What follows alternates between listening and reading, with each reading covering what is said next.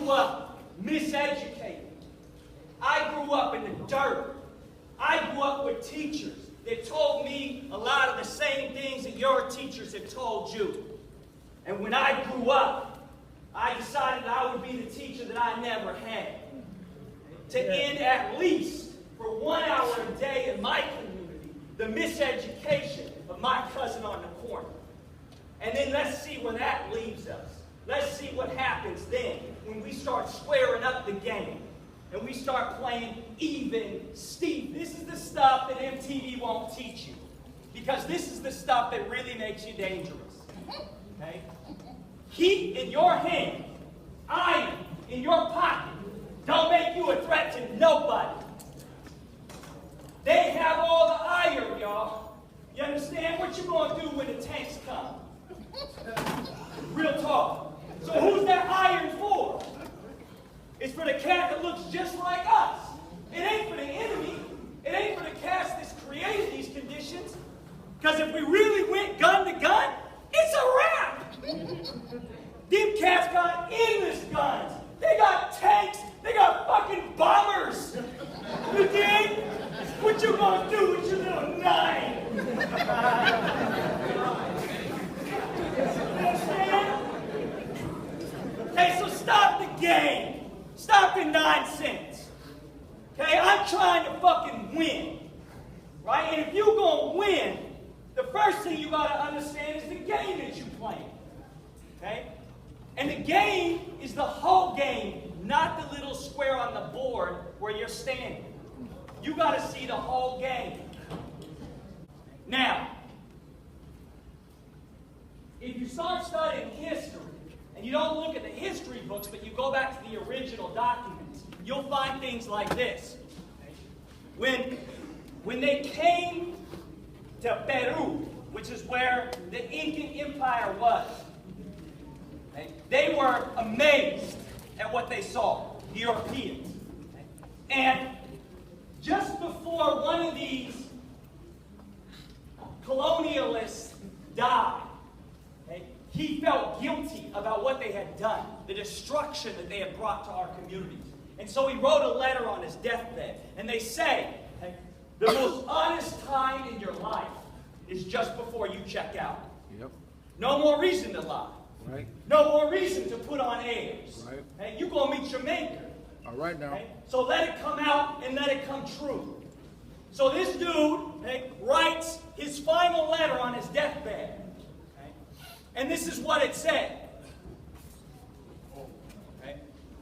Don't worry, I'll blow it up for you. He said first, when we came to these indigenous communities, we found kingdoms in such good order. And the Incas governed themselves in such a wise manner that throughout them there was not a thief, nor a vicious man, nor were there immoral people. Hold up. Do you understand what this means? Okay. Our enemy, the people that came and lynched us, stole our language, stole our land, raped our mothers, raped our sisters, stole all our resources. They said, this is out of their mouth, we didn't have thieves. We didn't have violence. We didn't have immorality. This is who you come from. This shit that we're dealing with today is not us. Somebody gave this shit to us and we started carrying it. This is why it's so important that you don't learn your history. Because if you don't learn your history, then you think this shit is normal. And you start saying shit, well, that's just what it is, dog. No, dog. This is not what it is. This is not where we come from. We come from a land and a history of people where we didn't even understand the concept of theft. Where we didn't understand the concept of doing violence to one another. He goes on to say, the motive which obliges me to write this statement is the discharge of my conscience, as I find myself guilty, for we have destroyed by our evil example Why are you going to follow the example? Why are you going to follow the definition of success by the people who have self-admittedly said they destroyed us? Self-admittedly said they were evil.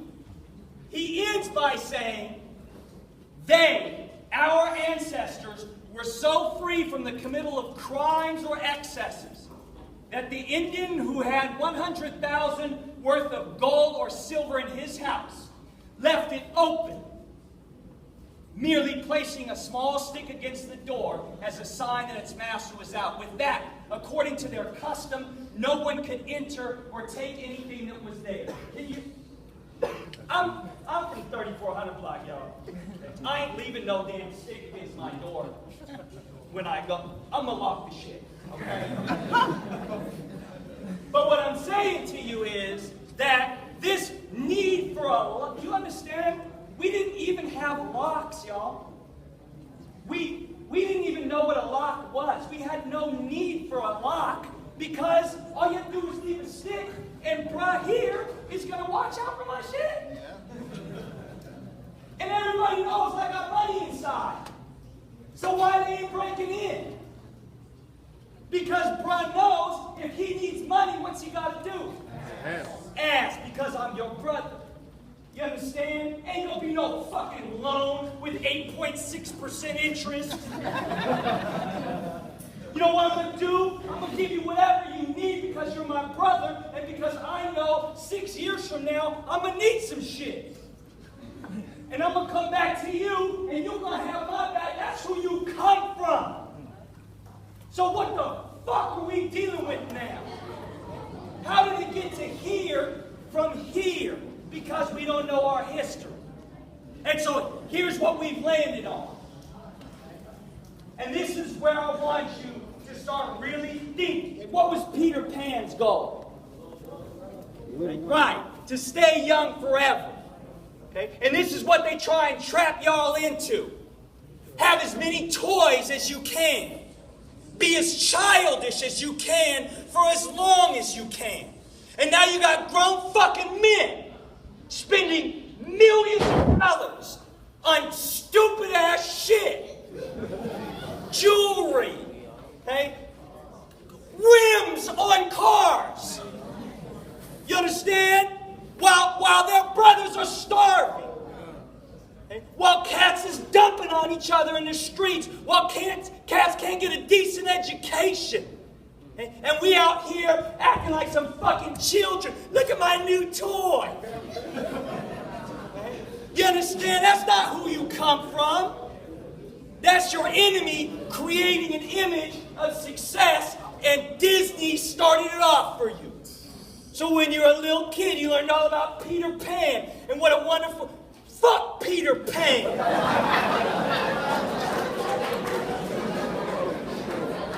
I wish Peter Pan would come to my block. I don't want y'all to be boys forever.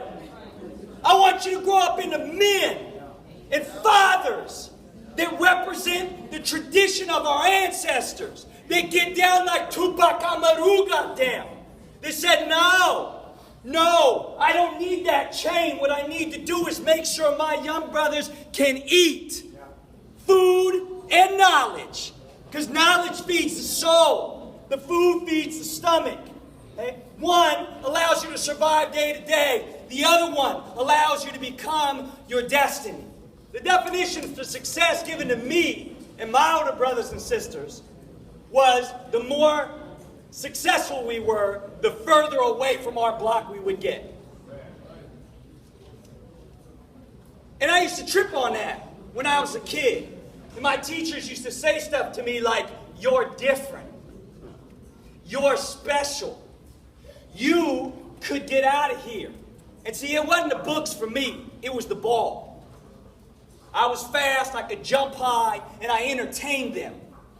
I would wear their clown suit, you see, with their colors on it. And I would get out there and I would run around, and I would watch them in the stands, the very same people who didn't say shit when I didn't do my homework. Didn't care that I never spoke in class. Didn't care what was going on outside.